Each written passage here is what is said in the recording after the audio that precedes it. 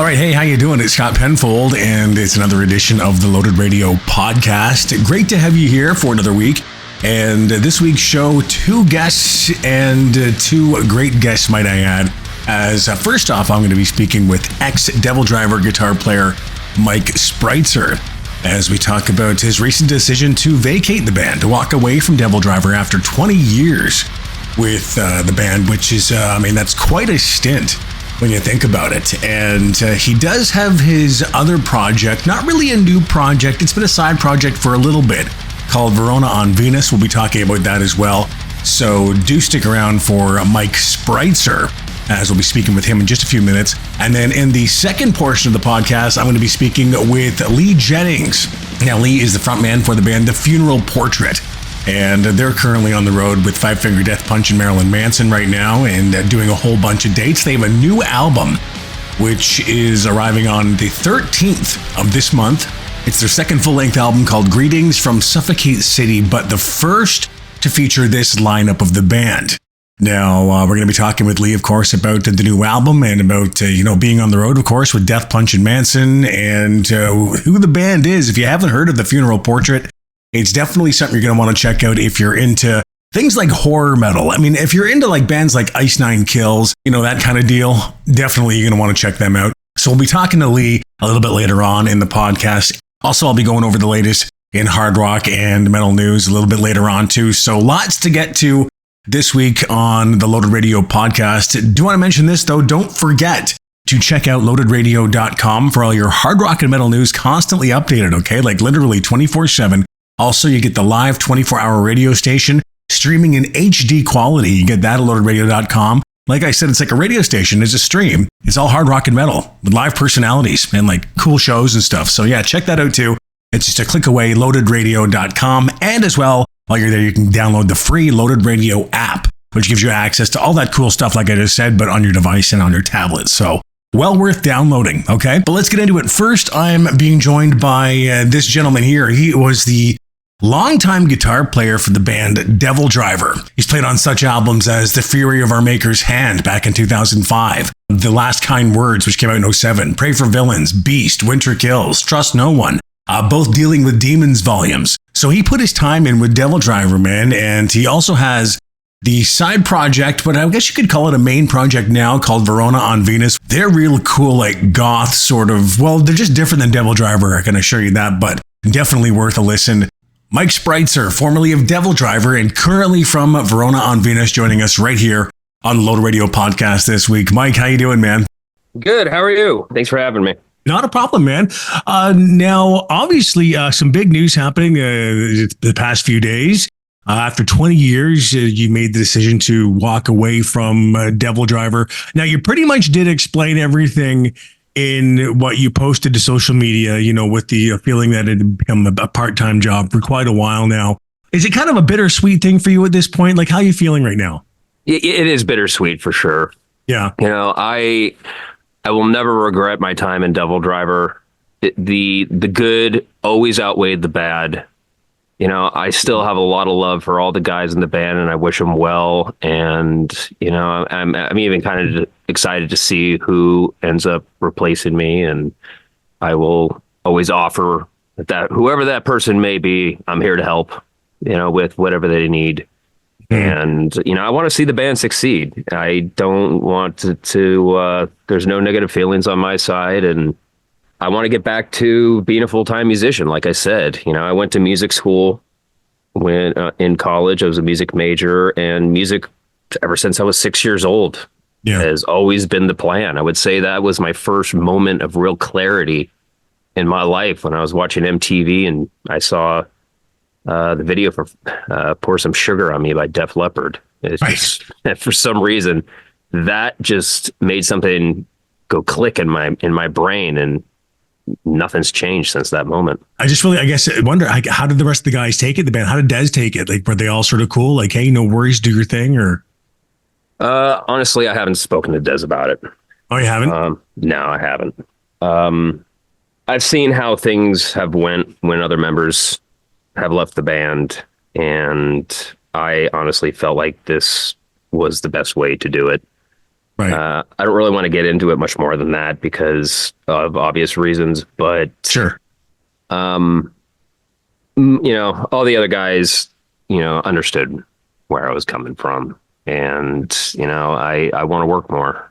And as of now, unless someone comes knocking on my door that wants me to join a band, which depending on the band, I would definitely take into consideration. But right now, I just want to go full throttle with my new project, Verona on Venus. It's I'm excited to do things my own way and mix things up. Obviously, Verona sounds a lot different than Devildriver. It's a completely different style of music. It's time for something new for me. It's been 20 years and it's been a lot of fun, but sometimes people just feel like moving on, and that's how I feel right now.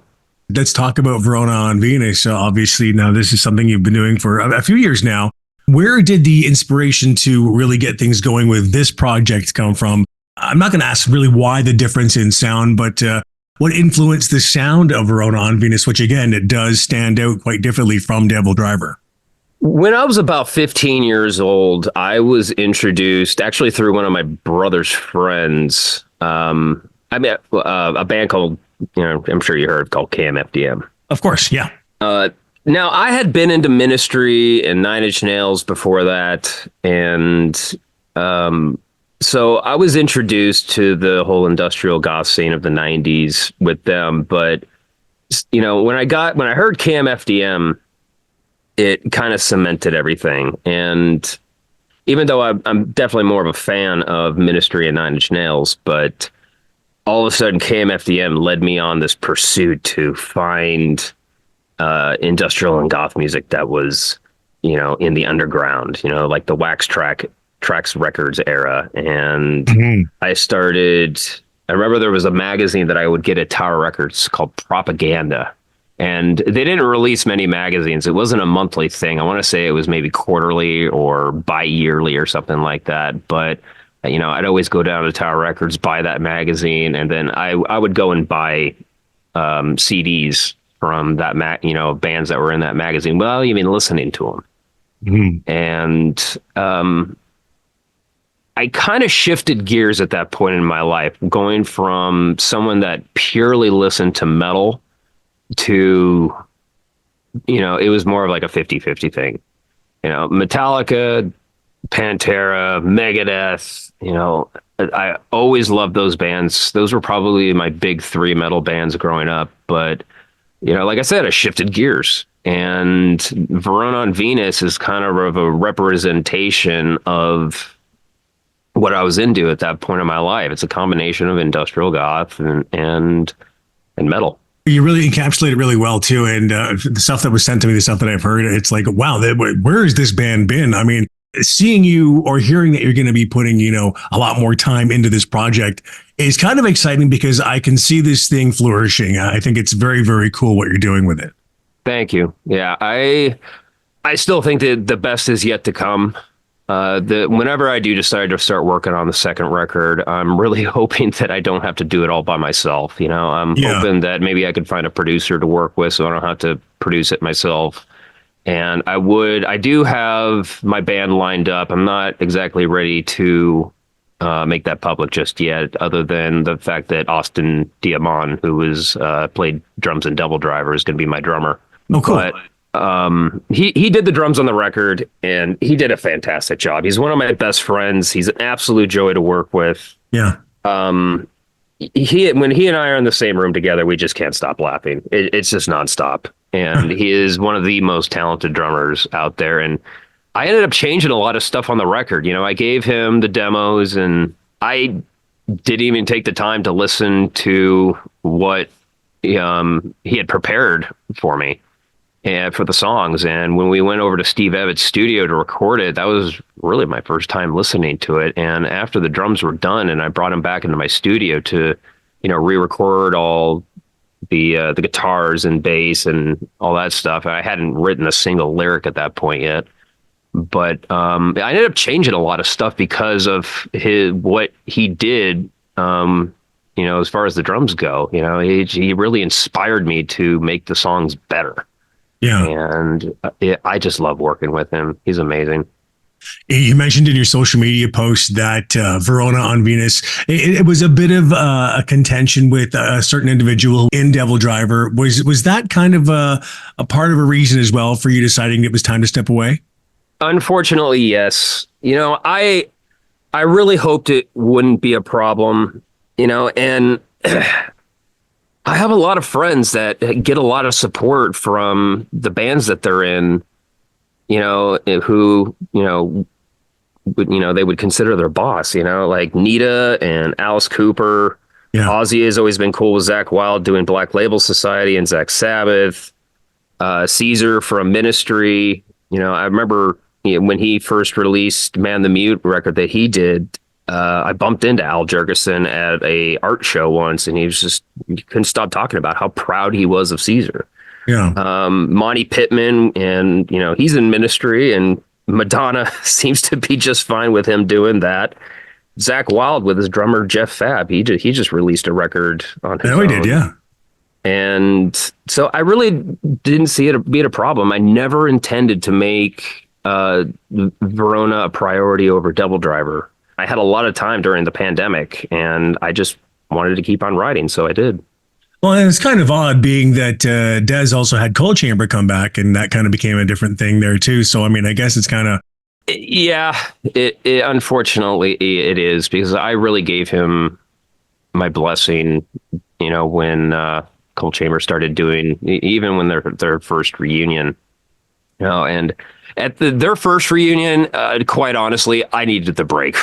Yeah, at the time, sure. Which unfortunately, I think that was a big reason which led to John Berkland and Jeff Kendrick leaving the band, because Devil Driver went on hiatus, and, I don't think it was not in their best interest at the time to stick around. And, they had to go find other sources of income, and Berkland ended up, forming Bad Wolves that has done very, very well. Yeah.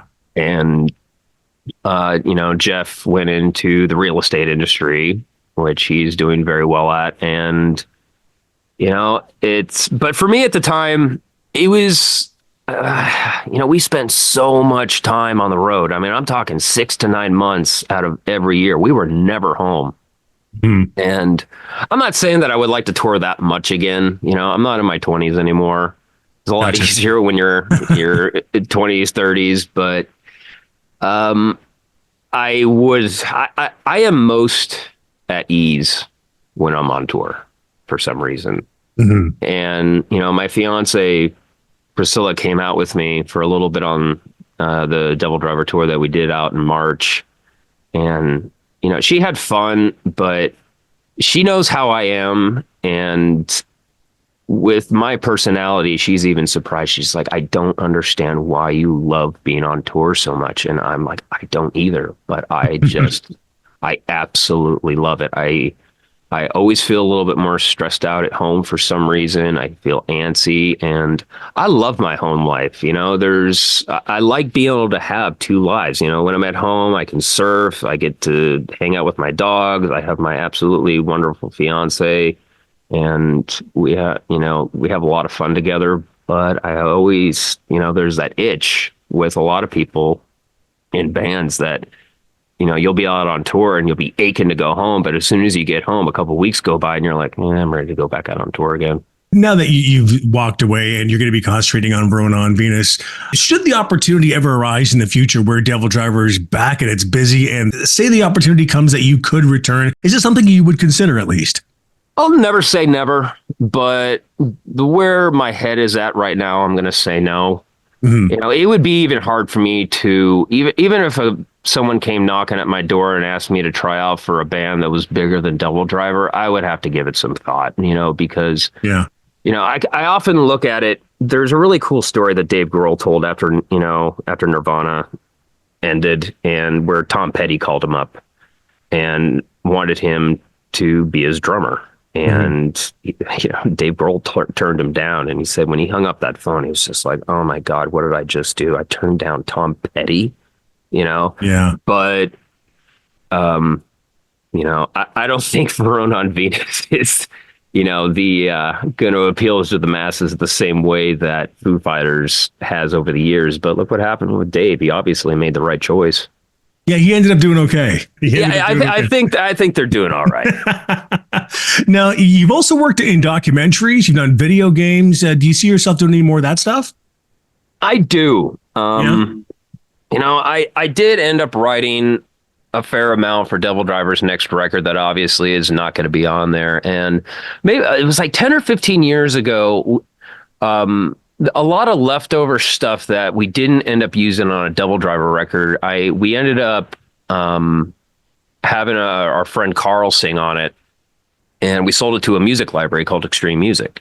Yeah. And I have a really close friend that works there, and he was able to facilitate the whole thing for us. And we gave them 8 songs, and I've always wanted to give them more, but I've always either been busy with, like a producing or mixing, and I've never really gotten around to giving them more music. But to this day, I still see those songs pop up from time to time. Funny example is when I kind of lost interest in the show over time because it was a little bit too cheesy for me, but I was watching Cobra Kai. I was too. Yeah. You just had to see it. And I'm sitting there watching it, and all of a sudden the song comes on. I'm like, why does this sound so familiar? And I hadn't heard the song in so long. I had to Shazam it.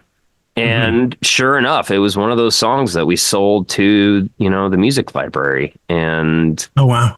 I would, if I wasn't working on Verona, because I would probably do that as much as I could, because it's financially it would be the smartest thing to do. Of course. And I love being in my studio. I would record the songs myself, mix it myself, and then you just prepare it for the library. You sell it to them, and they take care of all the licensing for you. You just kind of sit back and hope it gets placed into movies, TV shows, commercials, whatever it may be. And that's that. And you can, I think with the state of the music industry, licensing is probably the best way to make a living at it these days.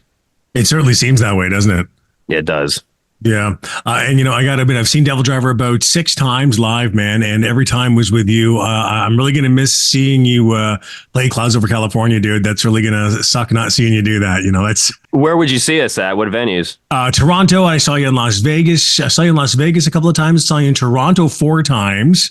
The Opera House? Yeah, Opera House in Toronto. Yeah, the home of metal in Toronto. So I am going to miss seeing you being a part of the band there, man. I've loved Devildriver for years, so. Thanks, bro. Yeah, I'm definitely going to miss it too. Mike, thank you so much for taking the time, and we will be hopefully talking to you soon. And, definitely please keep us updated on everything with Verona on Venus. I'd love to stay on top of that with Loaded Radio. Yes, I will. And one thing I forgot to mention is I do have one more Verona on Venus single coming out, I would say within a month. That's called How Pretty It Could Be. So, that's badass, man. So keep an eye out for that. Thanks for having me, bro. Okay, all the best. Take care, pal. Okay, bye. Bye. There he is. That is Mike Spreitzer, one-time guitar player for Devildriver and current guitarist or current main man behind Verona on Venus, which I definitely recommend you check out too, by the way. It's just so good. And again, like Mike was saying, if you're into the KMFDM kind of stuff, or even stuff like Typo Negative, you're definitely going to want to check out Verona on Venus for that nice gothic feel that you require. And I really do hope the best for Mike, because he's such a great guy and a phenomenal guitar player. And again, speaking of Devildriver, I really hope that Dez is getting better, as he recently had to cancel a whole whack of Coal Chamber tour dates due to some health issues. So I know Dez has had some heart issues in the past, so I really am hoping that he's able to pull through that. Not just get back out there on the road, but, just be okay, right? So certainly sending out best thoughts to Dez Fafera from Coal Chamber and Devildriver as well. It's Scott Penfold here with you on the Low Radio podcast. I was reading, and you've probably heard about this too. Everybody started talking about this, how Dave Grohl announced just yesterday that he fathered a child outside of his marriage. And he said he plans to be a loving and supportive parent. This is his 4th child. And he's also going to work to regain the trust and forgiveness of his wife and their kids. Sounds like someone was given an ultimatum, doesn't it? Yeah, he wandered outside the boundaries of his marriage 9 months ago. And he raw dogged it. So in an Instagram post that Dave Grohl posted, he said, I've recently become the father of a new baby daughter. Born outside of my marriage, I plan to be a loving and supportive parent to her. I love my wife and my children. I am doing everything I can to regain their trust and earn their forgiveness. We're grateful for your consideration toward all the children involved as we move forward together. Okay, now Dave and his wife, Jordan Bloom, have been married since 2003. They have 3 daughters, 18-year-old Violet, 15-year-old Harper, and 10-year-old Ophelia. And Violet deactivated her Instagram after the announcement, which understandably so, because, people are idiots. That's why. But Dave Grohl now has got a child out of wedlock that he is going to be. Well, I mean, he's stepping up to it. You got to give him that. But I mean, people are just reacting like this is like just the most shocking thing, because Dave Grohl's got that real nice guy sort of reputation. So this is damaging that, of course. I'm guessing, like I said, I'm thinking that he was probably given an ultimatum and he decided to go public with this. But you know what? It's definitely, I'm going to tell you this right now. It's not the first time a rock star cheated on their wife. Okay, people are acting like it is. And also, it's not the first time a rock star has had a child outside of his marriage. No, it certainly is not. And it's not going to be the last either. Now, I'm not saying it's part of the business. It's, expected, or it's part of being a rock star. But I mean, it happens. I mean, it's just the way it is. Yes, we all have choices. But like when you're up there on stage and you literally have people of the opposite sex just throwing themselves at you, or of the same sex if you like that. I mean, whatever you dig, right? Things can happen. We are only human. Again, not justifying what he did. It was wrong. I mean, hey, if you take that walk and you get married, I mean, you are making that solemn oath that you are with that person for the rest of your life. That's what marriage is, okay? I think people have sort of forgotten what marriage is these days. That's why I've never been married, because I have no desire to, make that decision. Because, it's just no matter how much you love somebody, sometimes things go bad. Now, things weren't bad, apparently, in Dave Grohl's relationship with his wife. Things were quite good, but 9 months ago, he put it where he shouldn't have. But you'd think that rock stars, I mean, given that, who they are, and given that people would love to have that connection to them for the rest of their lives, that they would at least, wrap it up, right? You would think. And this isn't me just sitting here giving a big, social commentary on people wearing condoms and stuff. It's not about that. But, you'd think that you'd, just plan ahead. I can understand we get caught up in the moment sometimes, but we're talking about a human life here. So that is being brought into this world. So I guess do I say congratulations, Dave Grohl, on cheating on your wife and on having a new kid? Maybe kinda, yeah. I mean, I'm glad he's going to step up and, love this kid, support this kid, take care of this kid. That's a human life. So again, yes, I will say congratulations to you, Dave Grohl, but unfortunately, under the circumstances, I don't think your wife and 3 daughters can say the same thing. But that being said, let's, hey, want to do our second interview? There's an idea. Let's do that. I've got Lee Jennings with me now. He is from the band The Funeral Portrait. Now, have you checked these guys out yet? Yeah, they're pretty badass, man. They've got their second album called Greetings from Suffocate City, dropping on the 13th of September. And there's guest appearances by Burke McCracken of The Used, Spencer Charnas of Ice Nine Kills, Danny Warstop of Asking Alexandria is on there as well. And it's a great listen, man. The tracks that I've heard, at least thus far, are very cool. And The Funeral Portrait, they're currently out there on the road with Five Finger Death Punch and Marilyn Manson. Lee Jennings joining us here on the Loaded Radio podcast this week. Lee, how you doing, man? Thanks for joining us. I'm doing good. Sorry if it's a little loud over on my side. We're here in Anaheim today, loading into where the Mighty Ducks play. So, I'm just sitting out here. It's beautiful weather, though. It's like 80 degrees, but it's like kind of... I know that sounds crazy to say 80 degrees is beautiful, but yesterday it was 115, so I'll take 80. How's the tour going, by the way? How are things going out there on the road? Oh, it's been insane. Honestly, I know it sounds cheesy, but kind of life-changing. So this is our first big guy tour, and so it's cool to experience it in this way. I'm sure you're very hyped about the upcoming release, Greetings from Suffocate City. Now, this is your first album, right? Like full album. So kind of. We're treating it as our debut. Let's put it that way. So we released the record in 2017, but to be real, we don't play any of those songs anymore. It's kind of a completely different band. We I mean, it honestly is a completely different band. Besides me, all the other members left, and all these new guys, they've been in this project since about 2018. And we've just been kind of grinding away to find the right sound and the right songs and what we really wanted to do. And then we've really been working on this record. There's songs back from 2019 on this record. So, wow. This is what I call our debut record. I've heard quite a few tracks off of the album, co-produced by Johnny Andrews as well as Josh Landry. How was it working with those guys? It was insanely fun. It was cool.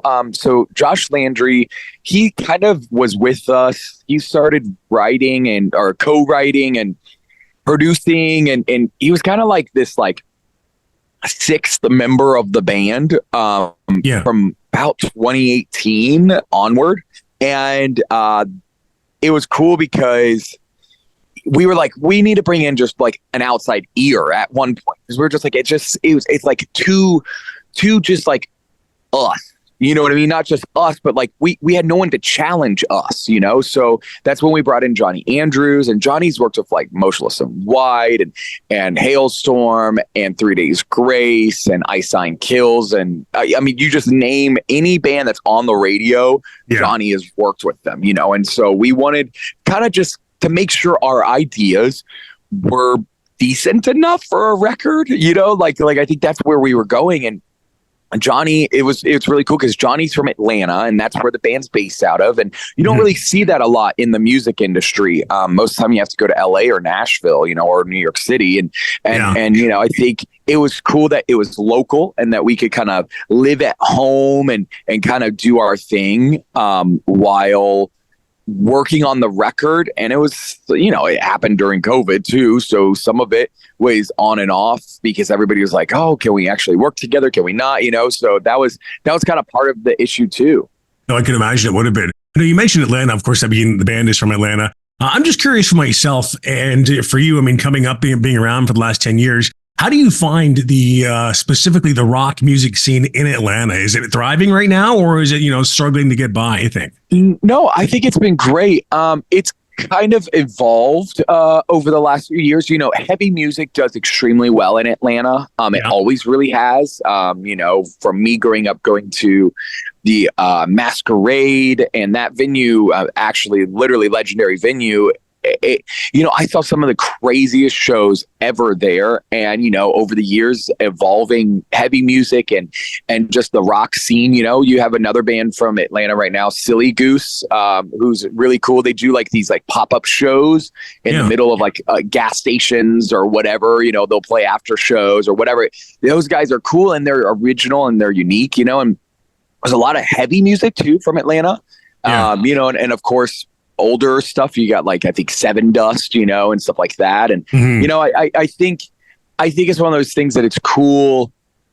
It's kind of cool because I've been involved in the music scene in Atlanta since I was like 15. I started working at an all ages club in the suburbs. And I was booking bands. I'm dating myself. I was booking bands via MySpace, and I was just reaching out to them and, working at this club, and they would show up and they were like, wait, you're the promoter? You're the kid that's writing me a $2,000 check? I'm at the age of like 17 or 16, writing a $2,000 check, for these bands to come and pack this 300 cap club, and, I think that's at the end of the day, like evolving over time and being so hands-on in the scene has kind of led me here. I know it kind of sounds weird, but that's kind of where we're at.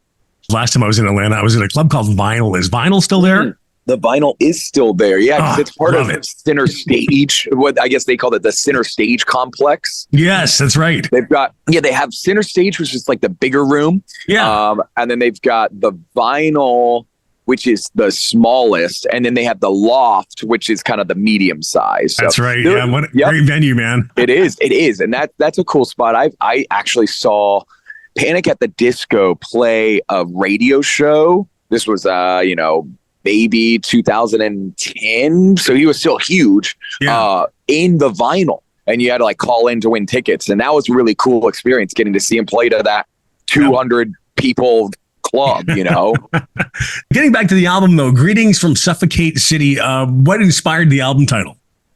So the first song that we really loved for the record, like that we were writing and working on for the record, was Suffocate City. And it was just this song that we kept coming back to. And I had kind of an alternative idea for the record title. I wanted it to be nothing to do with any of the songs. I just wanted it to be this like long drawn out, like saying that we would use on t-shirts and stuff for a while. And then that kind of turned into us just being like, nah, it just doesn't fit. It doesn't fit. And then it was like, all right, this whole record is about this awesome place called Suffocate City, and we're just like, let's just do it, like, let's go with it, and we, I don't know, it just one thing after the next, we made these like fake postcards that said greetings from Suffocate City on them for one of our music videos. And it was just like, okay, greetings from Suffocate City, and it fits the vibe of the record and the idea of what Suffocate City is. And, if it's helped with the lore of the band, that's something that's huge with us and something that we're continuing to grow as we go. Yeah, you brought Spreitzer in from Iceland Kills on this one too, which I think is a great pairing. I mean, you can't really get a better pairing than that. And with you guys and with Spencer, how did that come about? So last year, he invited us out to go play his Silver Scream Con in I guess it's Boston area. Yeah. And in the Boston area. And he had us open the show, and he just really enjoyed it. And he thought we were crushing it. And he was super like, yo, you guys are a cool band and let's work together. And I sent him Suffocate City. It was already done and ready to go. But it was weird because I sent it to him and he listened to the second verse and he's like, yo, did you like write that for me to like sing already? Like before I asked you? And I was like, no. He was like, dude, you're talking about like, like killing people, or you know what I mean? Or like escaping, while killing people. And it's like this whole thing. And I'm like, nah, dude, like I just wrote it like that. He was like, dude, well, I have to do it. So he like tracked his parts, sent it over. And then early this year, we went out to LA, or I went out to LA and filmed the second half of the music video first before the first half. Because Spencer couldn't come to Atlanta at the time because he was on tour. So we were like, okay, let's, he had this one day that he could make it happen. And I was like, I'll fly. So I flew out to LA, got in our ending, scenes from the music video.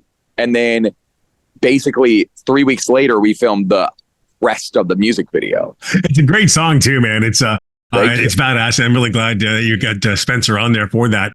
So many really great tracks that jumped out to me thus far. Another one, Holy Water. What can you tell me about that one? So yeah, that was kind of the song that did it for us. So 2019, we released it in about, I think it was July 2019, which is, to think about, is like 5 years ago now, which is insane. I know, right? Yep.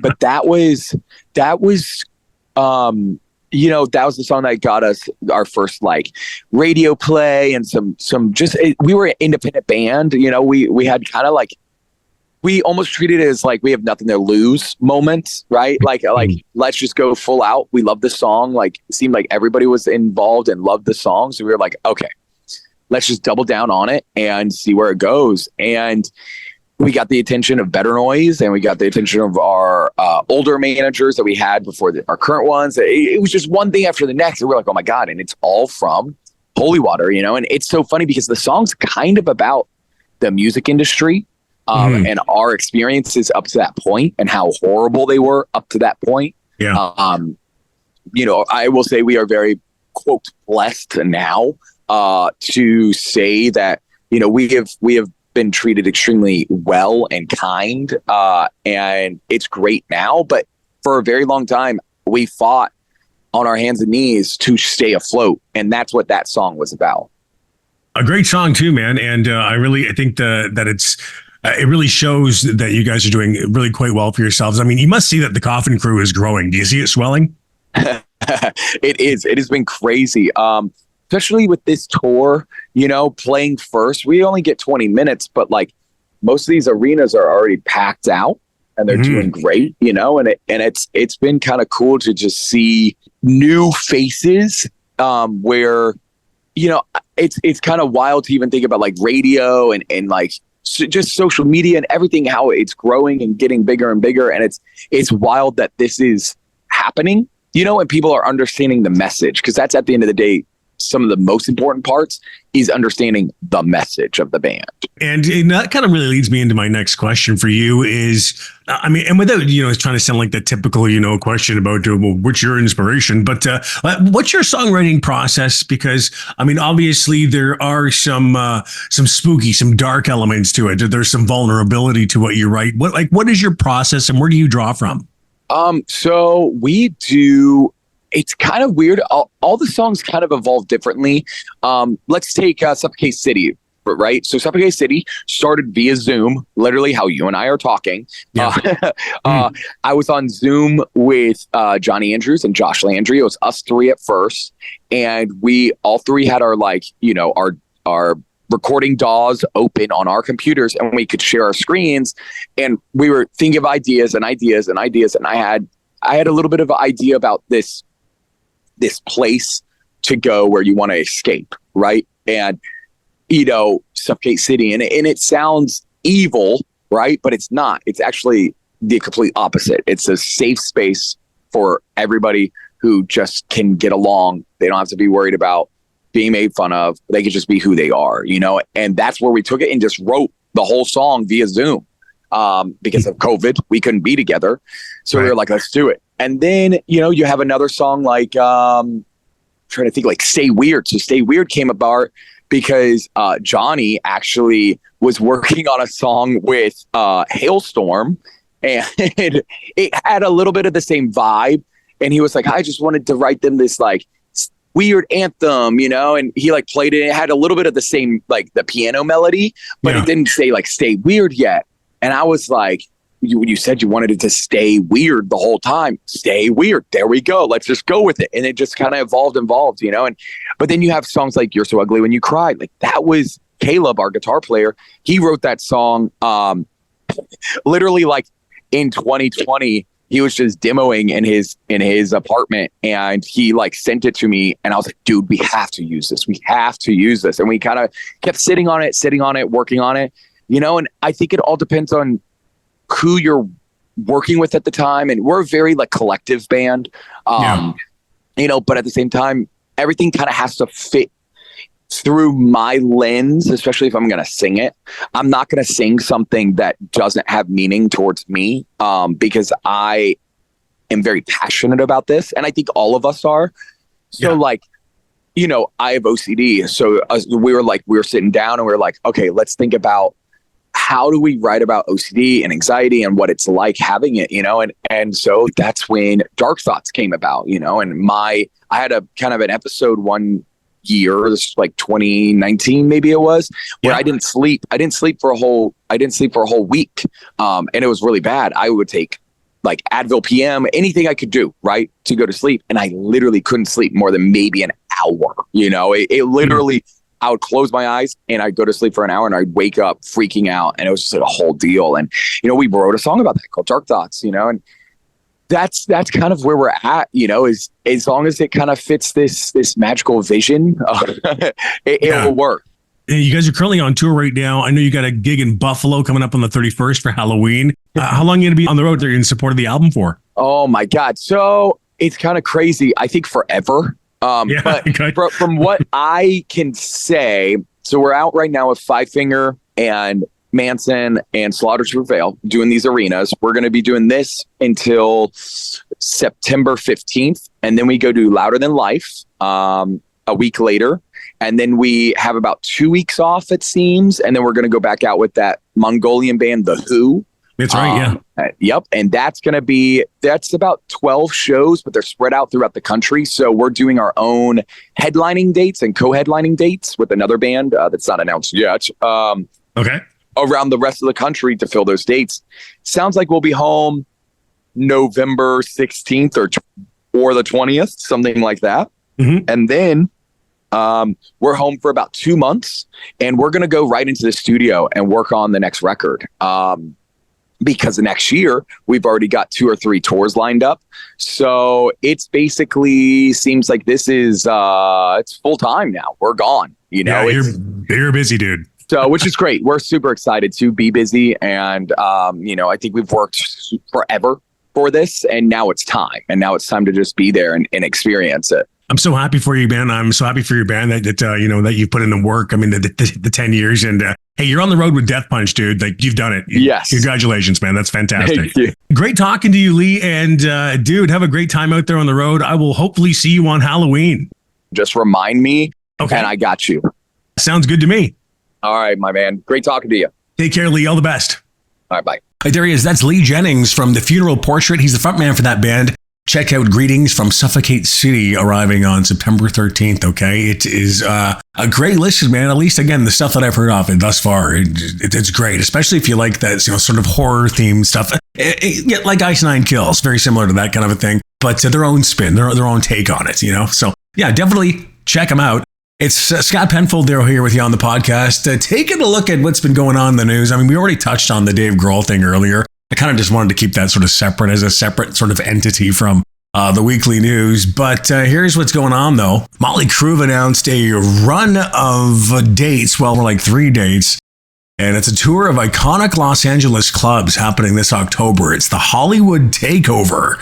Yeah, man, they're going to return to the Sunset Strip in Hollywood, really where it all began for the band. And they're going to do a 3-night string of exclusive intimate club shows. Okay, so they're going to be playing at the Troubadour October the 7th, the Roxy October the 9th, and then the Whiskey A Go-Go October the 11th. And tickets available to the public starting this Saturday, September the 14th, 10 a.m. Pacific time, exclusively only at the box offices of the 3 clubs and sold as hard tickets only, okay? Sales going to be limited to 2 tickets per person. So if you're in the LA area, well, then you definitely got to head up on the rest of the people that may want to go to this thing. But for more information on these shows, you can visit MÖTLEY.com. Now, the 3 club shows are going to follow on the heels of the October 4th release of their Canceled EP, which is the band's debut, I guess you could say, collection of music with Big Machine, produced by Bob Rock, features 3 new songs, Dogs of War, Fight for Your Right to cover the Beastie Boys classic, You Gotta Fight for Your Right to Party, as well as the record's title track, Canceled. Now, in addition to the band doing these 3 shows, they've got a pop-up store with exclusive band-curated merchandise going to open on October 6th at the world-famous Rainbow Bar and Grill on the Sunset Strip in Hollywood and remain open through October 12th from 3 p.m. to midnight daily, okay? So you can go in and check out all that classic Crue stuff. All that classic cum-stained Crue stuff going to be right there for you on display, free to check out, which is just fantastic. Isn't that great? Yeah. I mean, I have a certain amount of respect for MÖTLEY CRÜE, the fact that they're continuing and they're moving forward with John 5. What they did to Mick Mars, did I feel that was kind of cool? No, I didn't. Did I think it was fair? No, not really at all. I'm a big Mick Mars fan. But, this whole thing about going back to where it all began and playing those, intimate shows, I guess it's kind of a cool thing. I mean, of course, MÖTLEY CRÜE fans are going to love it. They're going to think it's great, to go back and to do that, revisit that era that was the Sunset Strip era of the 80s. But personally, I think, and this is only just my opinion, the Crue kind of seem to be grabbing at straws lately. I don't know. Is it just me? I mean, Dogs of War, was it really that great of a song? Did you like it? Did you really like their cover of the Beastie Boys classic, Fight for Your Right? Do you think it's good? Do you? I mean, maybe you do. I'm just throwing it out there, just putting it out there, I'm one of those guys, I'm one of those purists that said that when they had the final tour, it should have just stayed the final tour, because they even went through the whole process of, signing the cessation of touring agreement with each other and stuff. And then when they decided they were coming back, after the success that was the Dirt movie on Netflix, they simply blew up the contract, which made it null and void. Imagine if you could do that. Imagine if you say, for example, say you sold your house, contract was signed, it was good to go, but hey, you got a better offer. Could you just blow up that initial contract and then, all of a sudden, hey, you know what, take the better offer? It doesn't work that way, dude. It was stupid. There's been a lot of stupidity since MÖTLEY CRÜE got back together. There's been, of course, the accusations of not even playing live, of lip syncing. I'm not saying these things are true. I'm not saying they're true at all. And dude, I'm a big fan of MÖTLEY CRÜE, so don't think I'm here just bagging on Crue, because I'm not. I love real early MÖTLEY CRÜE, like the real stuff. Up to Feel Good, it's great. I mean, killer band, and so influential. But what they're doing at this point, I just think, John 5, yes, a phenomenal guitar player, but he's not Mick Mars, and it's not the original foursome. If you're going to go back, and if you're going to go back to where it all started and really revisit that era, I think having Mick Mars involved would have been something to do. But I guess they're not really getting along too much right now with all the legal stuff happening.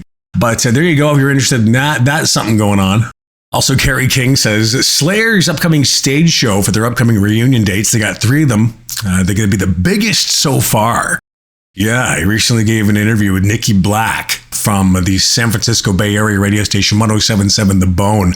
And Kerry was asked about the rehearsals and, just how things are going with the band. And he said they're going to be rehearsing somewhere in Pennsylvania, he revealed. And he said, though, that when it comes to the actual show, it's going to be things you've never seen before. It's definitely the biggest Slayer show that I've ever seen on paper. Now, he went on to say that although he did like the stage production on Slayer's farewell tour back in 2018 and 19, he said, this is still bigger, but we're headlining big-ass festivals, so we really got to show up. So they're really bringing the big set, which is cool. Slayer always had great stage sets, you know what I mean? Countless amps and, the Slayer logo, the shield. And I think it's going to be kind of cool to have Slayer back. Well, you compare this to Mötley Crüe, there is a difference, okay? Yes, Slayer had their farewell, their final tour, but they didn't sort of say that they were really, breaking up forever.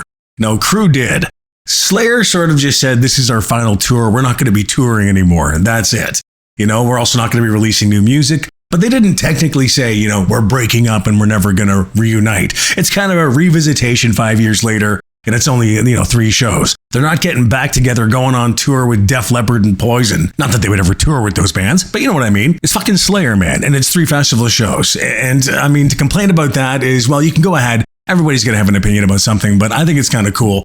Slayer's one of those bands I've seen probably more than any other band out there. Slayer is right up there. And every time I saw him, going to a Slayer show is something that I think everybody who has the opportunity to do so should do and should experience. Because it's fucking Slayer, man. So I am excited about these shows coming up. Again, Slayer is going to be playing at Riot Fest in Chicago on September 22nd. In Louisville, Kentucky at Louder Than Life, September 27th. And then in Sacramento, California at Aftershock on October the 10th. Slayer back, and Kerry King also saying that he is open to doing further shows, but it's not something he really wants to get into the habit of doing, as he's really happy with his new solo outfit that he's got going on, simply titled Kerry King, which I'm a big fan of as well. I dig it. I think it's really awesome stuff. Just in the lineup he's got with that band, it's just solid. And of course, everybody's talking about the fact that, hey, Linkin Park is kind of back, in a sort of kind of way, right? Yeah, man. Mike Shinoda recently speaking about the decision to reform the band with a new lineup now featuring singer Emily Armstrong and drummer Colin Britton alongside returning members Shinoda, Brad Delson, who is not actually going to be on the road with them though. So Brad Delson is still a part of the band, but he's just sort of not going to be touring with them. Dave Phoenix Farrell and Joe Hahn, okay? Apparently Shinoda's saying, in the middle of the process, we were open to maybe the lineup is like a moving lineup. There could be multiple vocalists, make it a different name, stuff like that. I think they could have used the name Zero, Xero, like they were using before Linkin Park. I think that would have been cool, but no, they decided that this is a Linkin Park band. It's Linkin Park. It's as Linkin Park an album as we could make.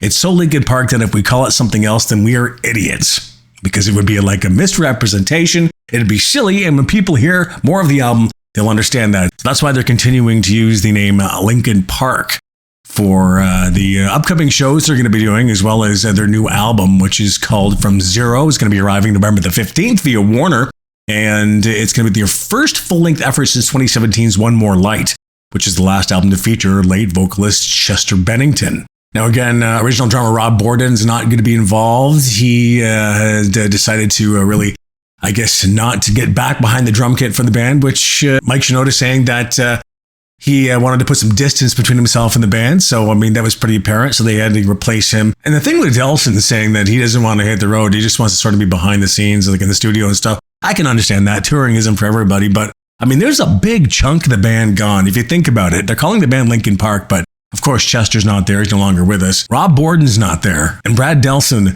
is not going to be on the road there, too. So are you really seeing Linkin Park, or are you seeing some kind of a variation thereof? Well, obviously a variation thereof.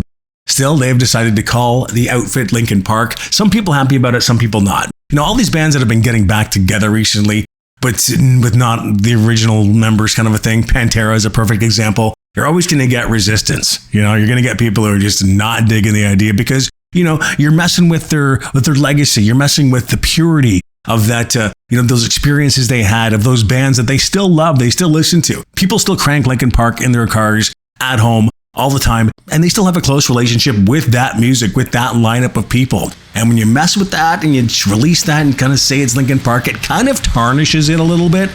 So I can understand how some people could be resistant to this band coming back. But then again, some people really excited about it. They want to hear these songs played live again. There's always two sides to every story, and Pantera, I think, was a perfect example of that. That's what's going on really in the news.